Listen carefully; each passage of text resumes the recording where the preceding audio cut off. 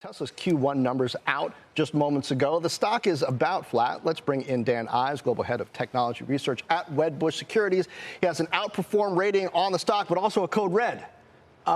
Dan, margins, not great in this report. Inventories, not great. Does it come down to the question of by summer, do they have production of these cheap vehicles, and is Elon Musk to full attention? Yeah, I mean, look, let's call it. I mean, this quarter was a disaster. And the delivery quarter, that significantly missed the street. And you look at margins and others, I mean, it's really about going forward in terms of 2Q, 3Q, 4Q. But look, $100 overhang per share if Musk stays in government, DOGE, even as an advisory, or leaves. So to me, the most important thing on this call, it's not numbers.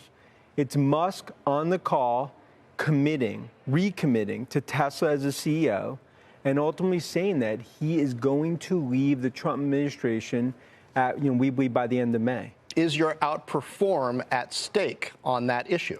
Yeah, look, I think if he stays and he doubles down and recommits, then I think this starts to become an avalanche that you can't control, because the brand damage we've talked about, we think it's about 15-20% brand damage. And the point is, if we weren't bullish, then we wouldn't care. My whole thing is, you're talking about, along with NVIDIA, one of the best disruptive technology companies in the world. Talk about autonomous robotics. But the big question here is, in terms of that lower cost vehicle that you talked about, like, does that come? They did commit to it in the call, and we'll see in terms of the press release. Do tariffs impact it? How do tariffs impact ultimately when you look at Cybercab, Robotaxi, and others?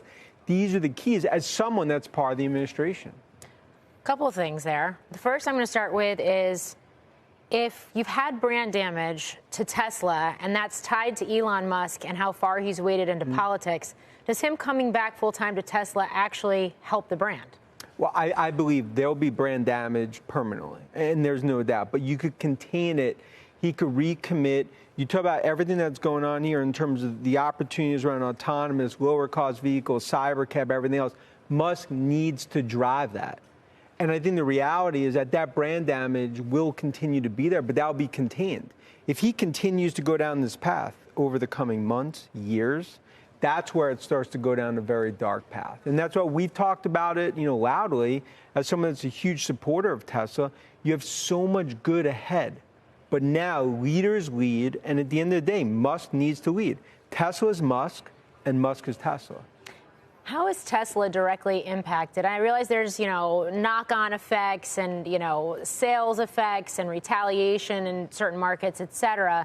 But how is Tesla directly impacted by tariffs? Is it these automaker tariffs? Is it supply chain tariffs? I mean, Musk's companies, Tesla included, are sort of famously vertically integrated and homegrown supply chains. Well, I think the reality is, and we've talked about, is the view that Tesla or any other U.S. car manufacturer has all their parts from the U.S., that's a fairy tale, right? And the reality is a lot of those parts come from abroad. And when you think about these new vehicles that they're producing, as well as when you look at Cybercab, I mean, it depends on parts that come from China, where the materials come from. And we've talked a lot about that. I mean, where the raw materials come from. They come from New Jersey? They come from China. So the reality is that that's why this is very important. Also, what's the hearts and lungs of Tesla? Where's the growth? It's China.